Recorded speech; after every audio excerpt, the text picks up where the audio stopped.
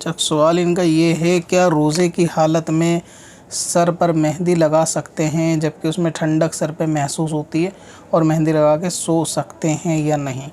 तो बाहर जिस्म के ऊपर कोई भी चीज़ लगाने से रोज़े पे फ़र्क नहीं पड़ेगा जब तक वो हलक के ज़रिए या कान के आँख के या नाक के ज़रिए से ये कि दाखिल ना हो जिस्म के अंदर, ख़ास तौर से पेट के अंदर।